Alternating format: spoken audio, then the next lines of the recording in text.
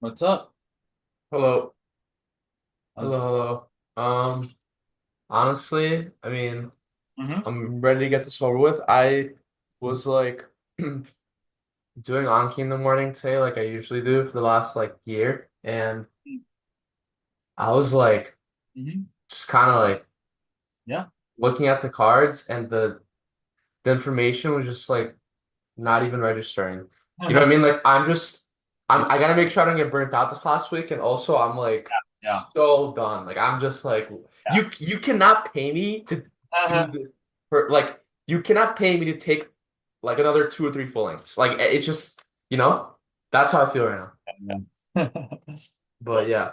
Yeah, no, yeah, you're crushing it. Uh, okay, but um Mhm. here there was this Orgo passage I wanted to go over. Mhm. Um so yeah, I mean honestly, it's kind of straightforward. They just give us this ring and then just like crazy long reaction. Mhm. Figure one shows a pyrrolidazine ring system, which is found in over 100 natural alkaloids. Degradation of many of these alkaloids leads to a pyrrolidazine derivative amino alcohol known as nicene. I don't know how to say it, nicene. One total synthesis of retronicene, a commonly encountered nicene, is shown in figures 2 and 3. All But right. yeah. So, what do I say to do whenever you see structures? I'm not sure. What, like, So, when whenever you I, see a chemical structure, look for functional groups. oh, okay. I mean, yeah, there's an amine. They ask a question about that. Uh-huh. Um, yeah. All right, cool. And yeah, it's a tertiary I one mean, yeah. that okay. Now and then we have this thing happening with some molecules here. Like what are some, you know, tell me about some functional groups. Like alkane, carboxylic, no, it's a ester, like Ester, yeah. Um, And Ester. Well, it uh-huh. may not be only an ester. That might be like with the amide and the ester. I Yep, mean, yep, good. And you said this was an alkene? hmm Okay, good. And so we're adding these with some of this stuff. What can this stuff do? okay. I mean, what can it do? I mean, the oxygen can act as an electrophile. An electrophile? I'm sorry, nucleophile. Okay. Um, I'm like thinking two steps ahead. It attacks the electrophile. Uh, What would it what could it possibly like do? Or like what could it like interact with? I mean, in this case, like, I mean just in general. oh, in general, Hmm. like that, So this is a nucleophile, and yeah, what over here could it interact with? the the carbonyl, Yeah, good. Good. All right, yeah, cool. And then we have compound one. What must have happened here? intramolecular reaction, Yep, like a ring closure, right? yeah. And okay, and also it seems like um the ring closed, including like something with this nitrogen uh to make it, part of the ring. So anyway, yeah, we have that. And then so like a ring closure, okay, and through an intramolecular reaction. And then step two, what are we doing here? Um, like removing one of the ester groups. Okay. Um, And so we're adding an acid and, yeah. and heat, and then we add this C2H5OH, which could act as a perhaps nucleophile. Mhm. And so we get this, and yeah, we lose this guy. Yeah. All right. And compound two is this, and then what are we? Oh, what's this? NABH4 is a reducing agent, but it's a weak reducing agent. So what are things that it can reduce, and what are things it can't reduce? Can't reduce esters and it can't reduce carboxylic acids. It can CAN reduce like a secondary, I mean no, ketone to secondary alcohol, Yep. aldehyde to like primary alcohol. Yeah. Very good. Very good. All right. So yeah, it seems like, it Later on, honestly, is where it gets a little murky for me, and there's a question that's asked about it. So uh-huh.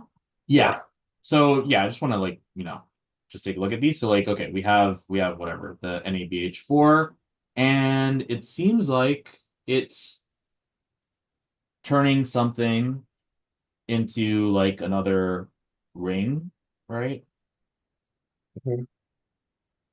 So uh so yeah, I think what it can do is reduce something here that will turn it into perhaps a nucleophile to add to attack somewhere here to make it incorporated in the ring. And okay, and then we do step four, where we are, adding the water and hydroxide, and we end up with the ammonium kind of thing here, and we get rid of this guy. And then we have compound four undergoes this to turn into, yep. So we're kind of replacing this with this here, and this is a bromo like alkane, and we know that the bromine acts as a good leaving group. So my guess is that the nitrogen will be, well, first of all, it'll be like deprotonated, and then it can act as a nucleophile, and it can attack this guy, kick off the BR, and we get this over here. Mhm. Well, what's the point of Na2CO3? Oh, this guy? Yeah. Good question. What do you think? Well, um, that's out of here. But um yeah, like I wasn't fully sure. So anything with an Na in it means it's not gonna stay there. Like, right? It's not gonna like just stay there. Yeah, So yeah, yeah. it'll turn into what? It'll dissolve into carbonate and sodium. Yeah, we don't care about the sodium, so the carbonate, and that'll have a negative charge, right? Yeah. And we're adding it to this to get this. So, I mean, like all I could think is I guess it's a solvent, but like that's all I could. I don't know because well, yeah, so generally speaking, like a solvent, you want to, I mean, well, first of all, like this is already in, like all this stuff is happening in some type of solvent. So what we're really adding here are, well, are reagents, right? Now, CO3 2 minus is gonna want to do what? oh, maybe it's gonna take the hydrogen from the nitrogen. Yeah, right? Okay. Is like so what I'm looking at here is that like so we have N plus with these two H's. Here we have it bound to one thing and it's not a plus anymore. So, so that means that the nitrogen is going to nucleophilically attack this guy in order to get this, right? But in order for nitrogen to act as a nucleophile, it must have what? Like a blown pair? Exactly, right? And Yep. does this have a lone pair? No? So maybe this can remove those hydrogens, Yeah. right? Okay. So like I know you want to like look at like directly the questions and stuff. And on the test, that's super fair. Um, but I want to make sure that you're kind of seeing these things independently of the questions, because if you're seeing it independently of the questions, you can answer these questions yourself, like just from observing, Mm-hmm. right? So okay, that's what that must do here then, right? Mm-hmm. And we get this, and then we add this over here, which is gonna do what? What do you think? Um, it's, I mean, it's gonna be nucleophile again. Mm-hmm. Yep. Um, Yeah. what? Okay. What So, are you gonna say? oh no, no. Okay, so this will attack at some point, and then we have H2 with platinum to end up, and like, this thing typically Reducing. makes mhm. And we have some base we're adding with some acid after, and then we add like a strong reducing agent here. We get this racemic thing. And a well-known, okay, steps one, first step is called this, undergoes this to make the compound one. Rest of it is stuff. Oh, ester groups are hydrolyzed. Amide, the carbamate is not, and then the carbamate is both an amide and the ester. All right, cool. So yeah, okay. Did you want to? Yeah, okay, yeah, cool. This, I mean, I got it right, but like, I guess for completeness sake, like, that's compound three is prepared from compound two from. And honestly, as soon as I saw lactonization, I it wasn't anywhere else. So like, yeah, I mean, pretty easy in terms of like process of elimination. But like, Not that. yeah, Oh, and so I guess so. It's good that you know what a lactone is. What is it? I mean, the cycled ester basically. Yep. Yep. Yep. Yep. Cool. Oh, and then also, I mean, yeah. So you see that this is a reducing agent, so you know it's not going to be the hydrolysis. Right. Okay. Cool. Um, okay, this actually is like more what I want to go over. Mm-hmm. So yeah. Um, Step four, using. Okay. So they. All right. So we see here um that we are getting rid of this likely from, well, getting rid of this with some base that we add. And if we had four equivalents of base, that, well, okay, if this is resulting in ammonium, um, well,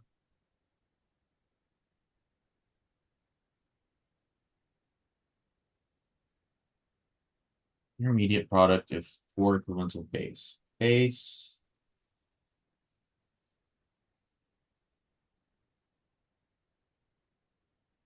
I was thinking of like these being taken out, but okay, in these choices, it seems like, okay, this one is the same thing, except, oh, you know what? Hold on. The base could act as a nucleophile, I think. Yeah, it could do that, right? mhm. So now, and it could also like remove these hydrogens. So But if we have four, it's like what, two of them remove these hydrogens, the third one would attack this and open up the ring, right? And I don't know what the fourth one would do, but yeah, that can work. So I'm gonna eliminate these. Um, like I'm eliminating A because this compound four has two hydrogens it's attached to, and here it's one hydrogen. Wait, but I have a question. It says step four. Like, wouldn't so we'd be looking at this, right? Like in step four, figure two. So wouldn't we be looking at compound three? Yeah, we are. Um, Okay. but it when we add these, it makes this, right? So if we let's say we added two OH minus, Oh, okay, okay. right? Got it. To get rid of like one of those. Yeah. So A would be, I think, if you added like one extra hydroxyl, because we're getting rid of one of these protein. I mean, one uh hydrogens here. Like one can get taken away by an OH minus, but we have four whatever OH minuses, so it's not going to be enough. B could be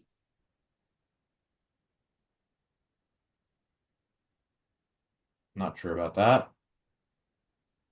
Um, because it's attached to this CO2 when I don't think that should be the case, right? Because we're getting rid of this thing.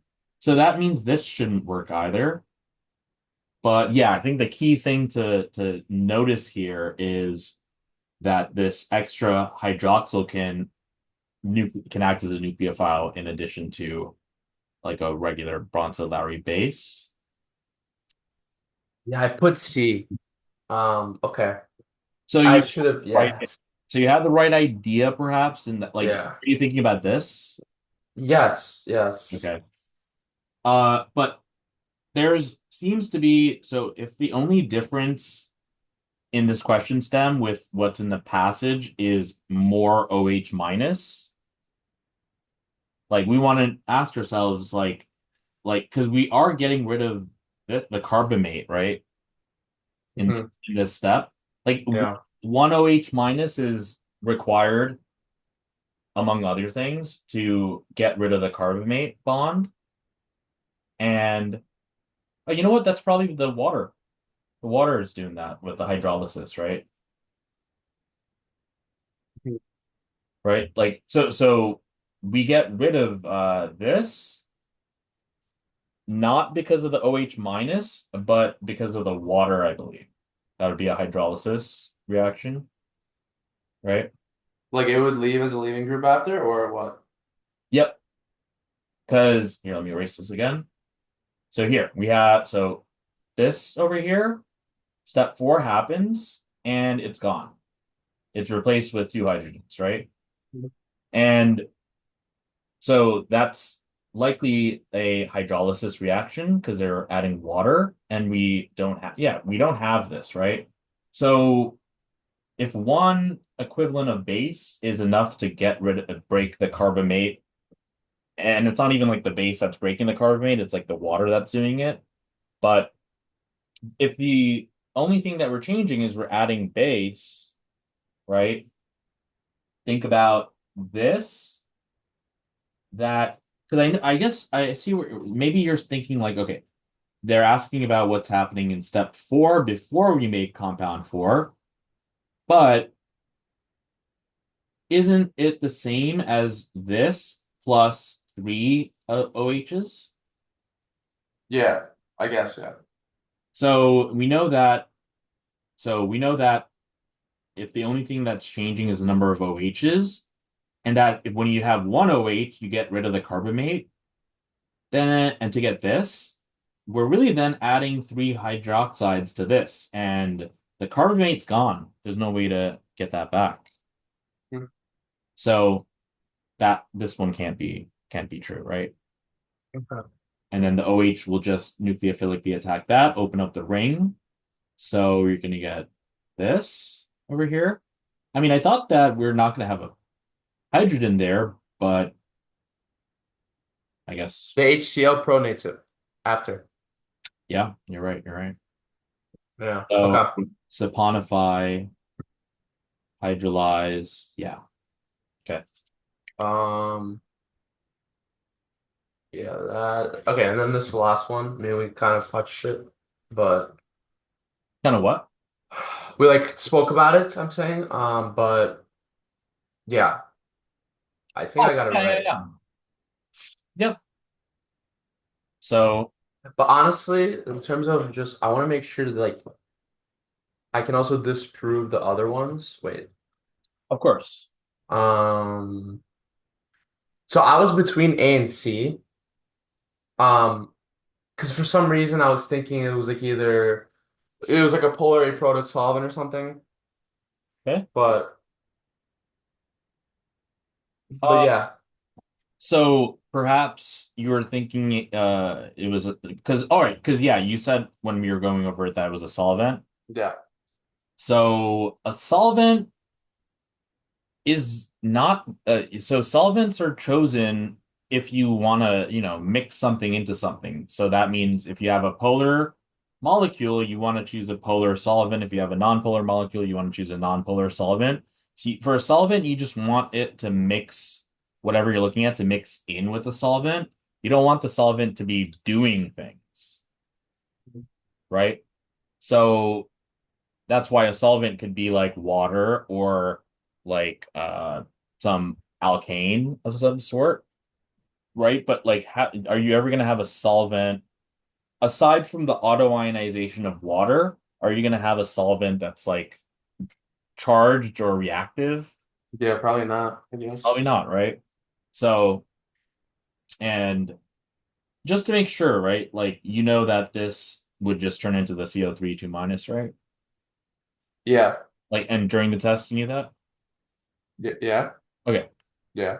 So, because yeah, they like a lot of times they'll list like here it's they're separating it, Hmm. which is what would actually happen like in water, but it's the same thing as if they wrote this, right? Hmm. So yeah, so this is going to give you a negatively charged like molecule, and that's not going to be very stable. It's going to want to get that negative charge taken care of. So it's going to, and over here we also have a positively charged nitrogen, right? And Hmm. we don't have a positively charged nitrogen here, right? So you have a positively charged nitrogen, you have a negatively charged carbonate, and yeah, they'll do what they need to do to not be charged anymore. The positive side is going to lose protons, the CO3 minus is going to gain. So, yep. So dissolving would be just if you're treating it with a solvent, but your solvent is just going to help mix it. It's not going to be like a chemical that participates in the chemical reaction. It's not B because because it would be like it's only like NaOH can remove an alpha hydrogen, right? Or Well, it's you said only a what? can only a strong base remove a alpha hydrogen? Um, Because I just particularly think of like NaOHs when there's like the enolates and aldol and whatever. okay. Uh, so I think less so that and more so that where's the bromoester here? It's like the Bromoesters, well, I mean, it would, I know, like, that wouldn't even be a mechanism in the reaction here, So but where is it? like, step one, Bromoester. Mm-hmm. Step five. I'm sorry, I meant like, number one. Okay, okay. Yeah. So okay. So from a bromoester. So you want to see that this bromoester here is gonna be like a lot of things, like things that are attached, like a halide or halogen attached to some hydrocarbon is gonna be that leaving group. Yeah. So So the what's likely happening here is, and since we also see in the product that this thing, the bromoester gets incorporated into with making a bond with a nitrogen. So we need to make so the bond with nitrogen here is positively charged. If it's positively charged, it's not going to be able to make any bonds with anything else. So the carbonate is going to deprotonate that and let the nitrogen use its lone pair to nucleophilically attack the bromoester and add that ester to itself to make the carbamate, right? So yep, so it's not going to do B, and it's not going to replace the chloride ion with the carbonate ion. Like, it's not going to do that. The chloride ion is a spectator ion. It's not really going to do anything. So, yep, it's going to be this, and that's kind of like what we saw when we were going through this. So yeah.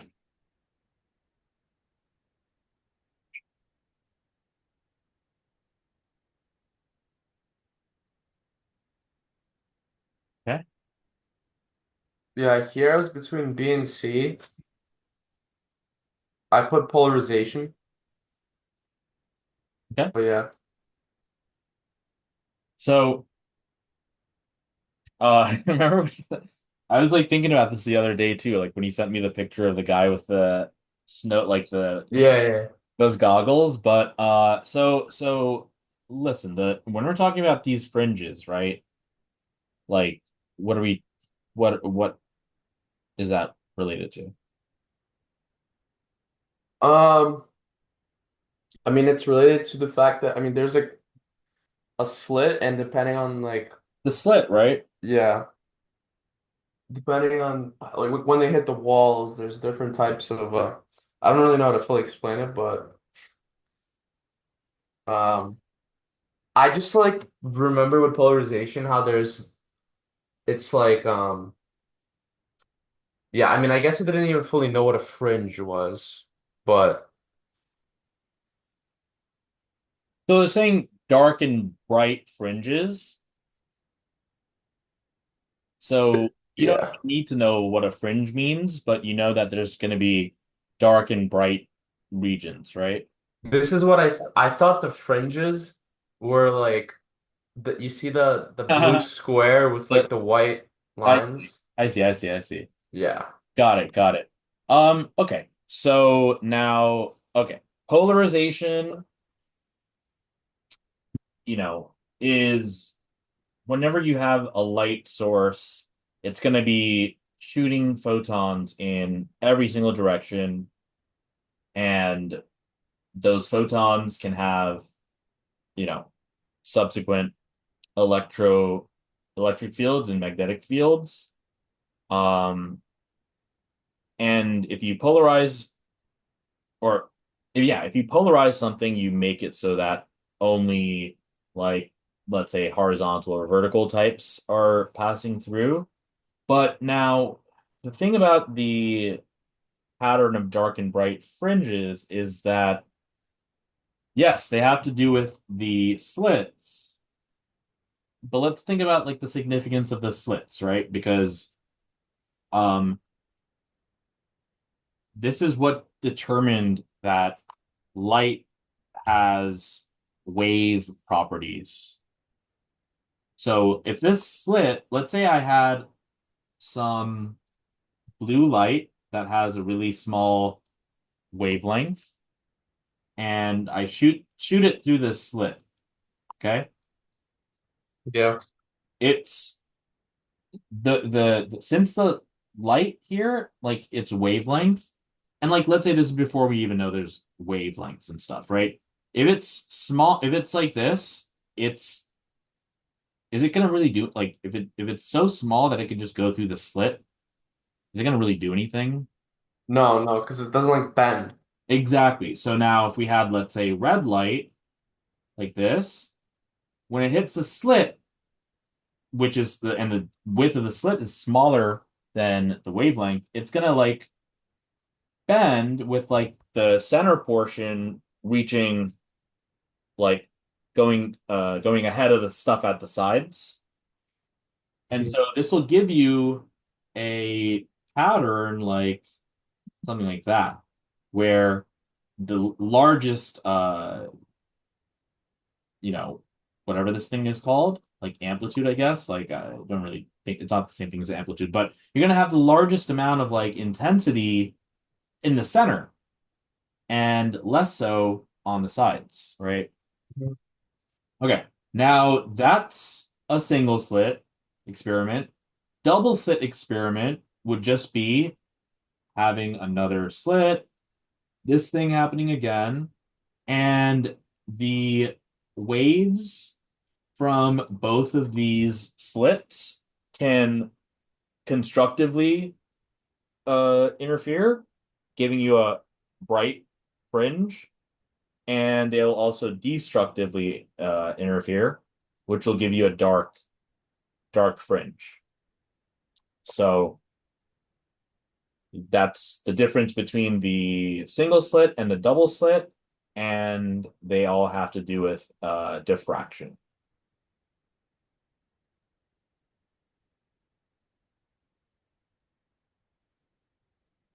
Okay. Solid explanation. Wait, one sec. I just like wrote all that down. Okay. I thought you were gonna send me something in the chat.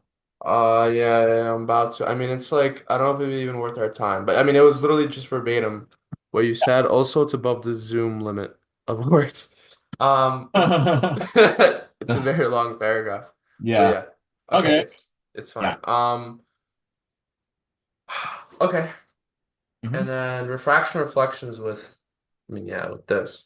hmm Um, just to make sure, critical angle is when, first of all, you're going from high to low, refractive index, refraction index, high to low, and right? Um, Yep. okay. Critical angle is when it's at a certain angle that it forms exactly like a 90-degree angle with the boundary. Yeah. And if you go above the critical angle, you have total internal reflection. Yeah. Anything else that's like important to know for that? So, ooh, I guess just that when you're going from higher density to lower density, um, yeah, it will refract away from the normal. Yeah, low to high toward. Yep. And so if you just imagine like as we increase angle of incidence, we're going to increase that angle of refraction until all the way it's 100% refraction when it's right along that interface. Hmm. So like it could help to think about it like anything else, you would have an angle of reflection equal to the angle of incidence, and then also an angle of refraction that can be either larger or smaller depending on which medium you're going from and to. But you can also think of the critical angle producing 100% refraction. So it's like there's a reflection here, right? And there's a refraction here. But if it goes like here, it's like 100% refracted, and it's the opposite of total internal reflection, which is 100% reflected. But pretty much what you're saying, yeah.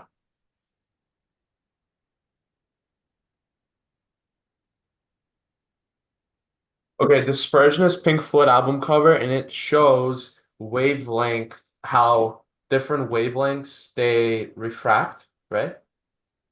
Mm-hmm. And it shows ROYGBIV. So that means the higher wavelengths refract less. Mm-hmm. Okay, anything else to know? The refraction, repolarization, diffraction, reflection, dispersion.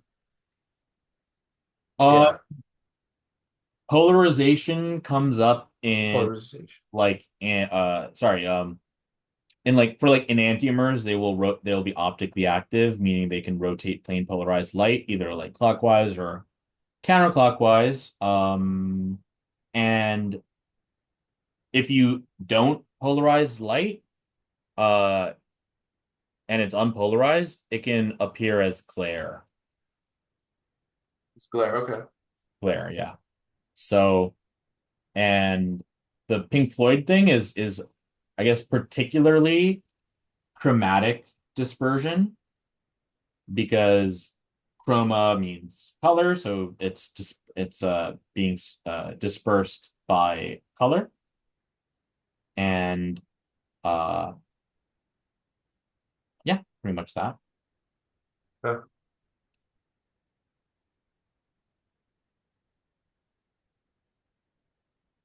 Um, okay, now there's this. Honestly, like I always get these action potential questions wrong. And I don't know why, because I feel like I have a pretty good base for it. Like literally every time. It's like about the action hillock versus the cell body and Um, all that. so tell me everything that's happening like from start to finish, like with the like curve and everything, and also what's happening in the neuron compared to you know outside of the neuron. So there's like the presynaptic and postsynaptic neuron. Um, But let's start with this. Let's start with in the neuron concentrations of certain things, and then outside of the neuron concentrations of certain things. in the neuron, there's a lot of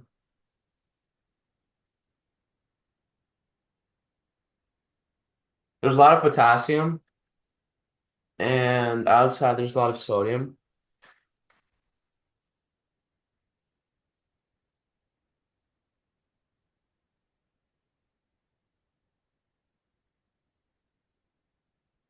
Um, and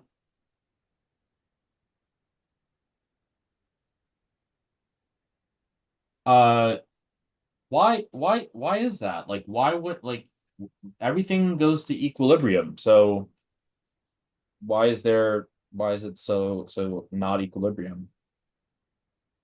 Um, why? So I mean, so there could be like a gradient. But wouldn't that mean that this goes here, that goes there, and we have equilibrium?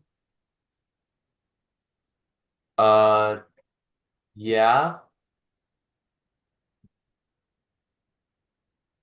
I don't know the answer to your question. So that is what should happen, but there's the sodium-potassium pump. Mm. Tell me about that.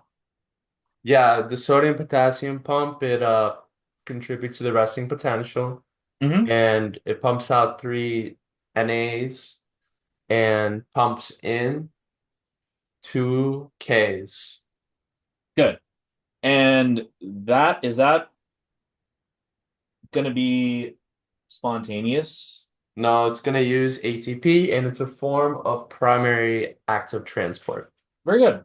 So, it should be equilibrium, but it's not, and that's why it takes energy to maintain this non-equal gradient. Okay. Good. So now this type of deal. So like resting membrane potentials around how much would you say? Negative like 70 or 75. Yeah, 70. Yeah. So and like okay, like let's say that you need um you need like an action like a let's say the threshold in order for an action potential to start is like 20 millivolts.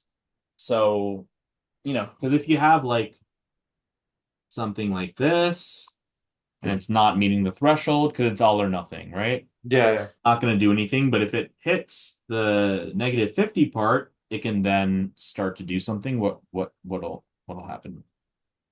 So the Na channels are gonna open, and Hmm. they're gonna the Na is gonna come into the neuron, Yep. and I guess that's a postsynaptic neuron, Uh, or because that's what I'm also very confused about. Like, I kind of know how depolarization and hyperpolarization, repolarization work, but I still don't fully know how to like tie the calcium stuff, like, you know, okay. So, you know, right now we're just doing it for inside of like a regular neuron. So the action potential will be something that will help reach the threshold. So, and then when the threshold happens, you said that what happens? Na comes in, So the sodium channel opens. the sodium channel opens and Na comes in, and it gets depolarized, so like raises the millivolts all the way up. Um, and then after that, they close and the K channel is open and K comes out of the neuron, and then it hyperpolarizes under -70, keeps going. Why does it? Um, it overshoots. Why does it do that? I don't know. It's because the potassium channels open and close very slowly. Okay. So so we have our sodium channel causing an influx of positive ion, making the inside of the neuron less positive, and it can go all the way and therefore depolarize. So we could say like polarized is making it -70, depolarized is making it go back somewhat to normal. Um, so when we reach that peak here, the sodium channels close and they're fast, they close instantly. Potassium channels open and it repolarizes it, brings it down. And since they're slow, they're not going to close right away. So it's going to overshoot. We call that hyperpolarization. And it can then go back to the resting potential of -70, which is going to be the Sodium potassium pump. um oh no, just I guess having it go back to normal and there could be a refractory period that makes it difficult to like have multiple things like this happening like back to back. So Hmm. okay, that's pretty much that. So now so this is when an action potential is happening in a neuron, which means something can happen like in the body or whatever that will produce some uh that will do something that will make the neurons uh membrane potential just go up a little bit. Go up whatever amounts needed for that threshold. And then when it's reached that threshold, which I made 50 millivolts here, then it can start that depolarization and all of that stuff. Now, this happens like from neuron to neuron and all that stuff. Now, the calcium stuff is going to be at the neuromuscular junction, Hmm. right? So rather than being between one neuron and another neuron, it's between one neuron and muscle, Hmm. right? And now there's in muscle cells, which are in the endoplasmic reticulum in muscle cells are called the sarcoplasmic reticulum. And inside of the sarcoplasmic reticulum, there's like these T tubules that have a bunch of calcium, and these calcium ions can enter into uh the um Presynaptic.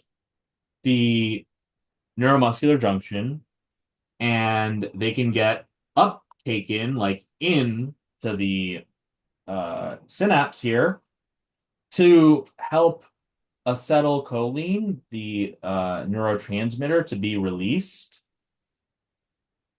right?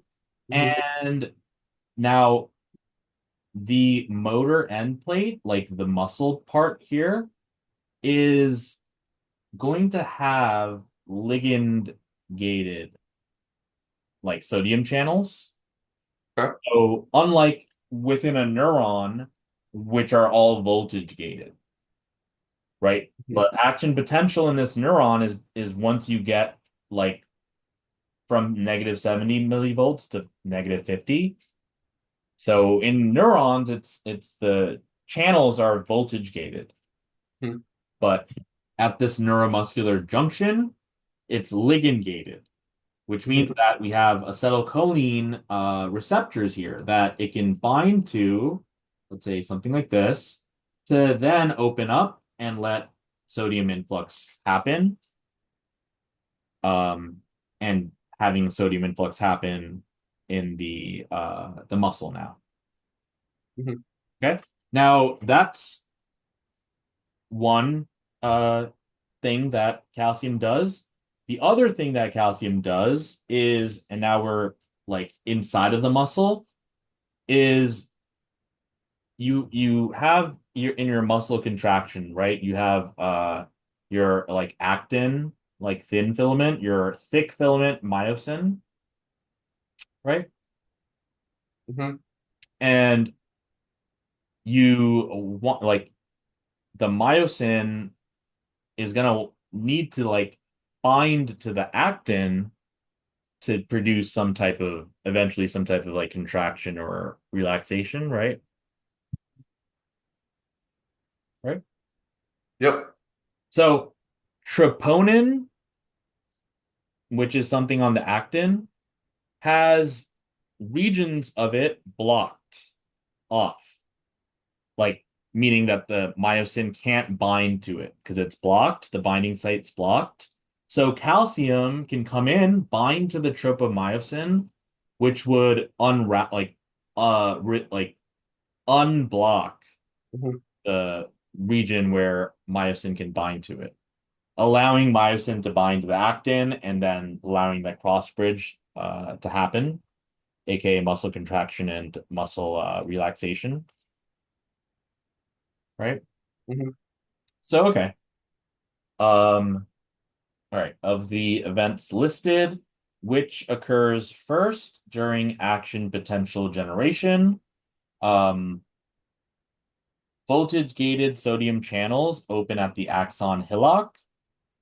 And like, so this is the soma, and these are dendrites and whatever. There's stuff there too, like postsynapse or on the terminal bouton. This is the axon, and then right here, like between the soma and the axon is the axon hillock, Mhm. right? And that's where the like this thing happens, right? Yeah. And that would be true, right? Voltage gated sodium channels can open at the axon hillock.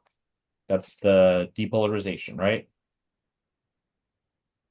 Okay. But Hmm. what binds to the dendrites? Like, does anything Yeah. So does anything bind to the dendrites? How does the neuron know it needs to start like doing its thing? from a change in voltage, yeah. It's not gonna be anything like ligand gated, so nothing will really bind to it. But you can have a transfer of action potential that's changing the voltage of, as it propagates through an axon to have that action potential reach the other neuron. Mhm.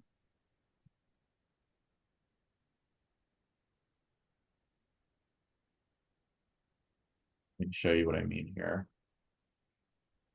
In the, oops.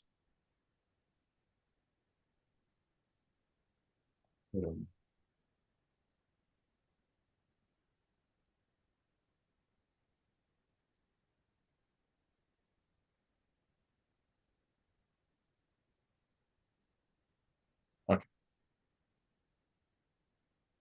right, open this up. The issue is if I open it up, your masterpiece is gonna get deleted. That's fine.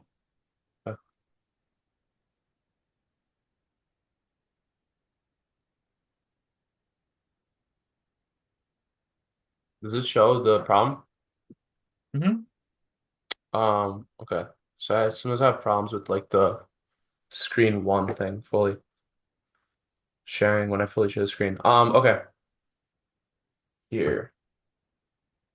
You see it? Yep. Okay.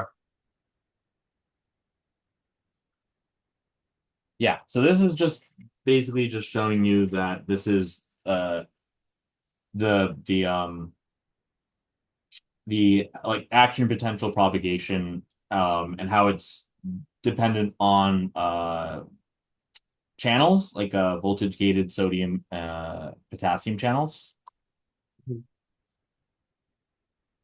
But like, how does it communicate with the next neuron? Oh, I see what you're saying. Let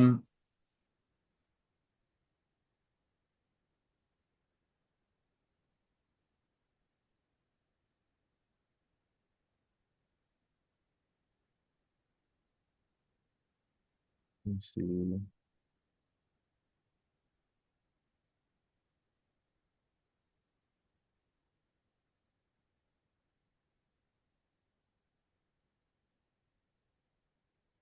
So,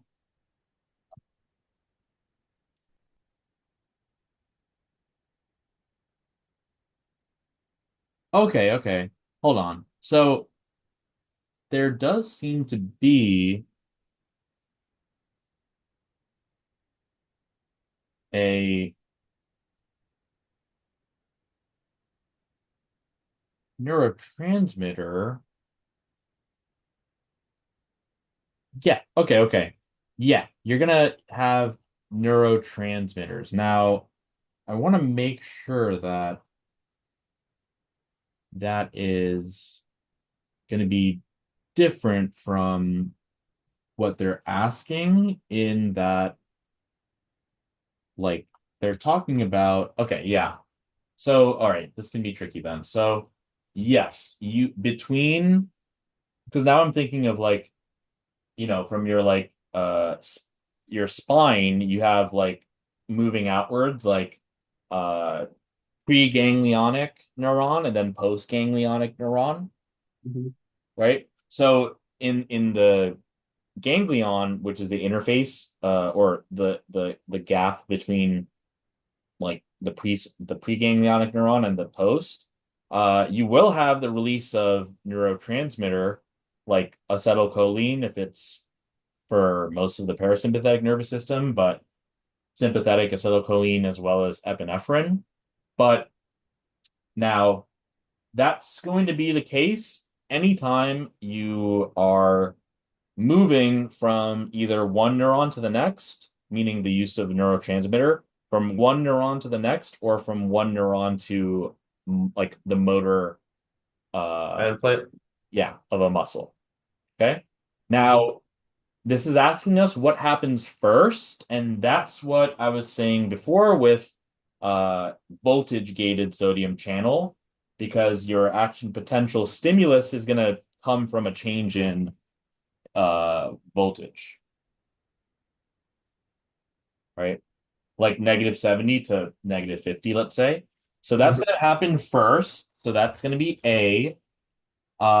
Then B, hyperpolarization stimulates the opening of ligand-gated um, potassium channel. So They're not ligand gated. yeah. Um, so that would be true if it wasn't ligand gated. Good. C, graded potentials propagate along the axon. The action potential is already there. So we're trying to look for what happens first, right? Oh wait, Yeah. hold on. Propagate, yeah. So that can also help. Propagate along the axon versus the axon hillock, which is the start of the axon. So yeah, so this will happen like probably second, right?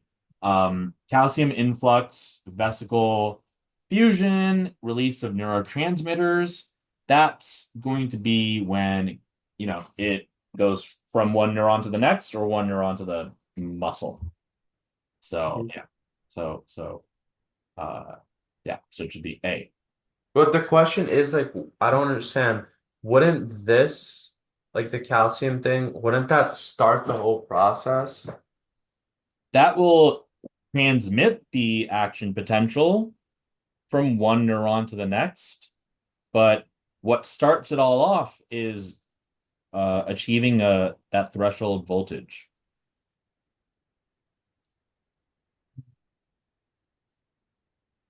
So I guess this is technically the last step.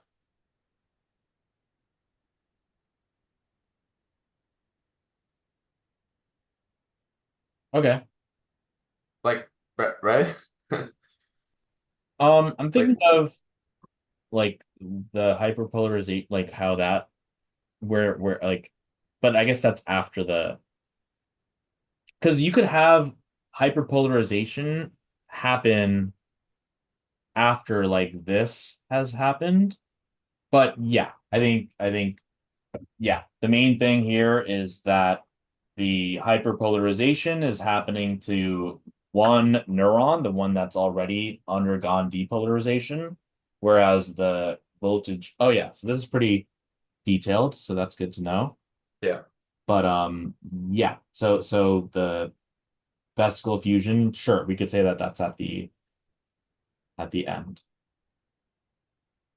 Okay. Threshold potential is what we want to look for, uh, which is a purely voltage dependent thing. Okay.